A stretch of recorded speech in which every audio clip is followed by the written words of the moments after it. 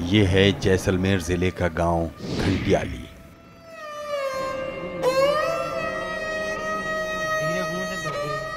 चारों तरफ रेत का साम्राज्य है। यहाँ से मीलों न कोई बसावट है न हरियाली। गांव से पाकिस्तान की सरहद 23 किलोमीटर है और जिला मुख्यालय 125 किलोमीटर। यहाँ न बिजली है, न पानी, न सड़क।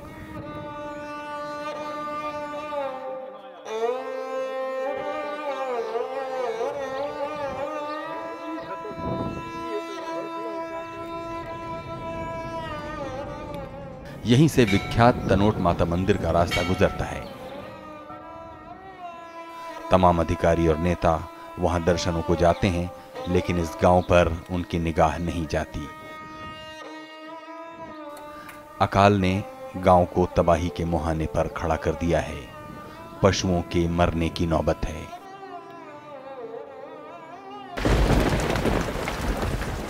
मानसून ने देश में कई इलाकों को राहत दी है, लेकिन यहां पानी की जगह सूरज बरस रहा है। यहां देश में सबसे कम बारिश होती है, फिर भी जैसलमेर स्वर्ण नगरी है। यहां एक से एक शानदार धरोहरें हैं और दुनिया भर से पर्यटक आते हैं।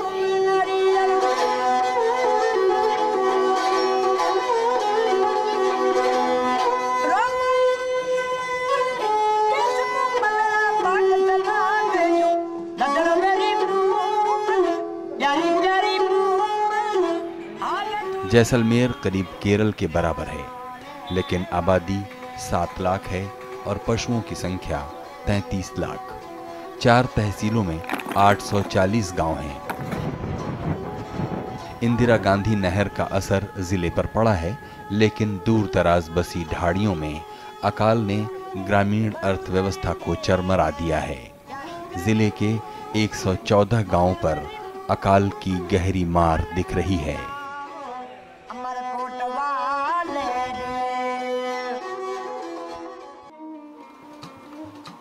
जैसलमेर में भारत पाकिस्तान सीमा 471 किलोमीटर लंबी है। सरहद पर तापमान 55.9 डिग्री तक चला जाता है। इतनी गर्मी में रेत पर पापड़ सिंक जाता है। आज जवानों के लिए काफी इंतजाम है। पानी का संकट नहीं है, लेकिन इन हालात के बीच रहना किसी युद्ध से कम नहीं है। पहले तो बहुत दुश्वारियां थीं। ऊंट से रसद के साथ जैसलमेर से सरहद तक का सफर 3 दिनों में तय होता था। 1966 से काफी समय तक इसी इलाके में तैनात रहे चंदन सिंह उन कठिनाइयों के साक्षी रहे हैं। जैसलमेर कई क्षेत्रों में अग्रणी है।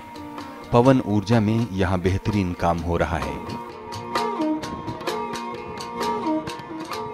परमाणु परीक्षण की भूमि पोखरण यही है।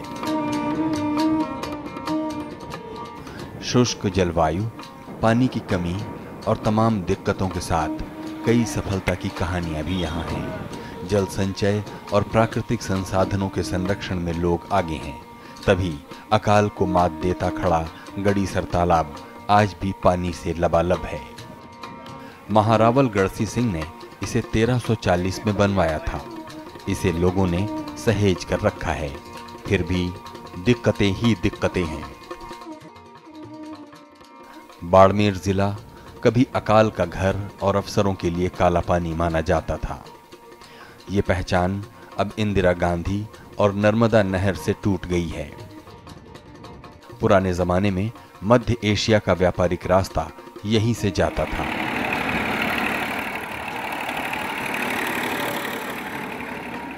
यहाँ तेल और लिग्नाइट भंडार मिलने से नई उम्मीदें जगी हैं, लेकिन बड़ी आबादी खेती और पशुपालन पर जिंदा है। पिछले 16 सालों में 14 अकाल झेल चुका बाड़मेर इस बार टूट चुका है।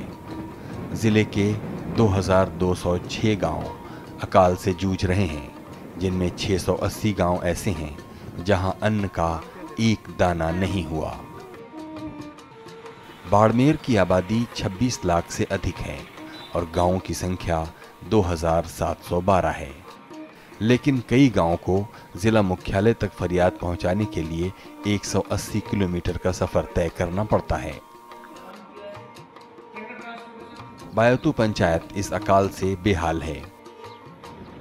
इसके 11 गांवों की 7000 आबादी बूंद बूंद पानी को तरस रही है और 400 जानवर दम तोड़ चुके हैं। उधार लेकर पशुओं को बचाने की जंग जारी है।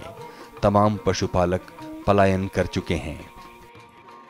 दूर दराज बिखरी ढाणियों में और भी दिक्कतें हैं। बाड़मेर के निवासर ढाणी में 300 की आबादी है, लेकिन इनको पानी 6 किलोमीटर दूर से लाना पड़ता है। साल में 1-2 बारिश आ गई तो बाजरा, तिलहन और घास फूस उगाता है, लेकिन इस दफा कुछ नहीं हुआ। इस नाते खेजड़ी ही पशुओं का सहारा है। बाड़मेर में 5.5 लाख बड़े पशु हैं, लेकिन सहायता केवल 51 गौशालाओं में रह रहे 21,961 पशुओं को मिली है। फिर भी यहाँ वाटर एटीएम से शहरी इलाकों में काफी मदद मिल रही है। अब तक 34 वाटर एटीएम लग चुके हैं। 5 रुपए में 20 लीटर पानी महंगा नहीं है।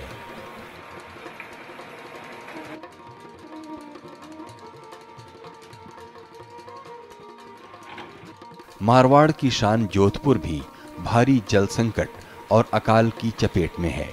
जिले की 467 गांव पंचायतों में अकाल का असर है। जोधपुर की प्राचीन राजधानी मंडोर से लगा पालड़ी मंगलिया गांव राहत के इंतजार में है। 5300 की आबादी वाले इस गांव के आसपास पत्थरों की खदानें हैं, लेकिन चारा पानी की कमी से जानवर दम तोड़ने लगे हैं। पैसे वाले टैंकरों से पानी मंगा लेते हैं, लेकिन गरीबों का इकलौता आसरा विष्णु कुंड है। जानवर भी यहीं प्यास बुझाते हैं। जोधपुर से लेकर जैसलमेर, बाड़मेर और दूसरे शुष्क इलाकों में खेतीबाड़ी और पशुपालन बहुत चुनौती भरा काम है। बारिश नाम को होती है और भयानक गर्मी में जीना कठिन है। यहीं ICAR की देश की बेहतरीन संस्था केंद्रीय शुष्क क्षेत्र अनुसंधान संस्थान का मुख्यालय है। इसने खेती, पशुपालन और बागवानी के क्षेत्र में तमाम नई खोजें की हैं, लेकिन वो जमीन पर नहीं उतर पा रही हैं। भारत की टेक्सटाइल सिटी भीलवाड़ा लातूर से भी खराब दशा में है। रोज 2 रेलगाड़ी से 50 लाख लीटर पानी पर इसका जीवन टिका है। 1999 के बाद पिछले कई सालों से गर्मियों में रेलगाड़ी से पानी आ रहा है।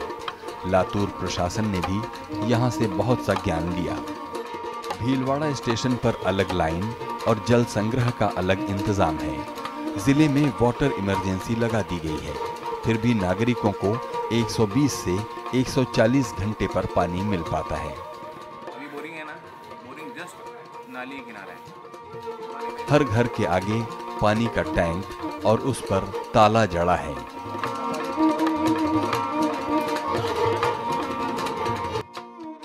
भीलवाड़ा में इस साल रेलवे से पानी ढुलाई पर 10 करोड़ रुपया खर्च हुआ। यहाँ कपड़ा उद्योग भी काफी पानी खर्च करता है। एक प्रोसेस हाउस 25 से 30 लाख लीटर पानी खींचता है। पहले 22 प्रोसेस हाउस थे, लेकिन जल संकट के नाते अब 18 बचे हैं। कपड़ा उद्योग में यहाँ 8,000 करोड़ रुपए का निवेश है। 60,000 से ज्यादा लोगों को रोजगार मिला है। कई नामी कंपनियां सालाना 7 करोड़ मीटर कपड़ा बना रही हैं, लेकिन इनको काफी धन टैंकरों से पानी जुटाने पर खर्च करना पड़ रहा है। लेकिन भीलवाड़ा की लाइफलाइन कोठारी नदी, जलाशय और दूसरे जल स्रोत संकट में हैं।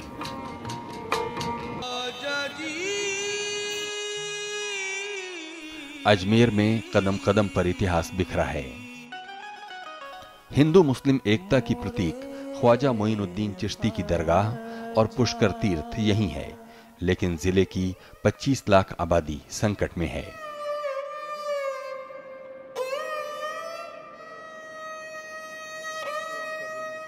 केंद्रीय जल संसाधन राज्य मंत्री सांवरलाल जाट अजमेर से ही सांसद हैं, लेकिन विशाल तालाब और तमाम जल स्रोत सूख चले हैं। गांव में बीसलपुर का पानी 8-10 दिन पर आ गया तो गनीमत। स्वच्छता अभियान के तहत घरों में बने शौचालय जल संकट के कारण ताले में बंद हैं। बांधनवाड़ा पंचायत का हाथीपुरा गांव भयानक त्रासदी भोग रहा है। महिलाएं लंबा सफर तय कर पानी जुटाती हैं। जहां से ये पानी लाती हैं, वहां जानवर भी पानी पीते हैं। 100 से अधिक आबादी की ये गांव पंचायत बेपानी हो गई है। यहां भी महिलाओं को पानी के लिए लंबा सफर तय करना होता है। किसान तबाह हैं और जानवरों के लिए चारे का संकट है, लेकिन कोई राहत नहीं मिली है। सीकर जिले का 80% इलाका डार्क जोन में जा चुका है। कभी सबसे बड़ी अनाज मंडियों में शामिल इस जिले में बड़ी मात्रा में प्याज पैदा होता है। 27 लाख आबादी वाले सीकर जिले में 1192 गांव हैं और 77% लोगों की आजीविका खेती और पशुपालन से चलती है। अकाल का असर सभी तरफ है, लेकिन सबसे बड़ी मार श्री माधोपुर तहसील पर पड़ी है। इसके कोटड़ी गांव में जल संकट से भारी तनाव है और किसान भविष्य के प्रति आशंकित हैं। झुंझुनू जिले की सभी 8 पंचायतें डार्क जोन में आ गई हैं। जिले का शानदार कस्बा खेतड़ी भारी जल संकट से जूझ रहा है। स्वामी विवेकानंद को यहीं नया नाम और वैश्विक पहचान मिली। यहाँ एक से एक शानदार किले, महल और धरोहरें हैं। यहाँ का ऐतिहासिक पन्नासर तालाब सूखकर खेल का मैदान बन गया है।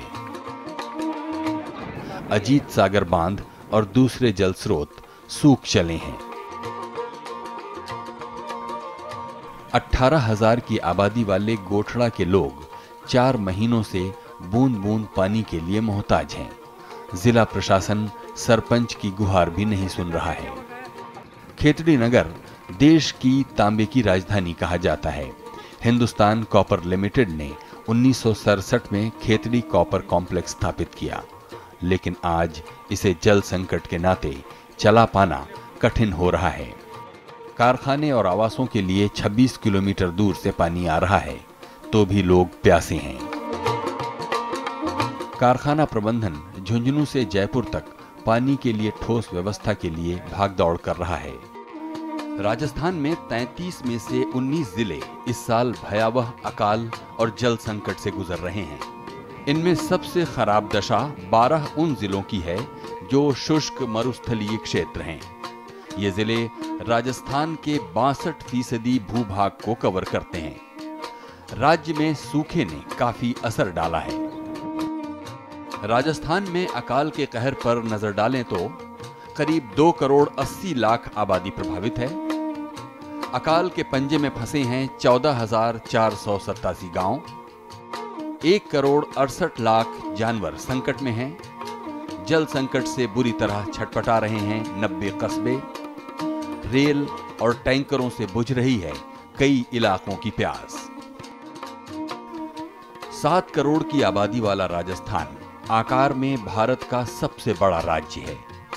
इसके हिस्से में देश का 10.4% भूभाग है, लेकिन इसके हिस्से में देश का सबसे कम और महज 1.16% पानी है। पहले से ही बेपानी इस राज्य में 67 सालों में 61 साल सूखे भरे रहे। अधिकतर इलाकों में भारी जल दोहन हो रहा है। 1984 में राज्य में 237 ब्लॉकों में से 137 जल संकट में थे, लेकिन आज 250 इलाकों में से केवल 25 बचे हैं। बाकी सभी डार्क जोन में आ गए हैं। तमाम तरह के प्रतिबंध लगाने पड़े हैं। राज्य सरकार आपदा प्रबंधन नियमों में विशेष छूट और पशुओं के लिए अलग से सहायता की मांग कर रही है। सहायता 90 दिन से अधिक बढ़ाने और रेलवे से मुफ्त पानी ढुलाई की उसकी मांग भी है। लेकिन अकालों के जाल ने 62% किसानों को कर्ज के दलदल में ढकेल दिया है। वो अंधी गली में उलझ गए हैं। राजस्थान में जल संकट से निपटने के लिए एक दौर में शानदार सरोवर, बावड़ियां, जोहड़, तालाब और कुएं बने, लेकिन नई बयार में वो कब्जे के शिकार बन गए या कूड़ा घरों में तब्दील हो चले। इनके रखरखाव पर न सरकार का ध्यान रहा न समाज का, लेकिन अब फिर से ये सरकारी एजेंडे में आ गए हैं। सरकार कई मोर्चों पर सजग हुई है, लेकिन ये प्यास लगने पर कुआं खोदने जैसी बात है। ड्रिप सिंचाई से लेकर पानी के किफायती उपयोग की दिशा में कई ठोस कदम उठाए गए हैं। जल संकट से निपटने के लिए नदी जोड़, राष्ट्रीय जल ग्रिड बनाने और कई दूसरे विकल्पों पर जोर है। लेकिन क्या इन रास्तों से बेपानी होते राजस्थान को बचाया जा सकेगा, या फिर राज और समाज दोनों मिलकर इस संकट का कोई मुकम्मल रास्ता निकालेंगे?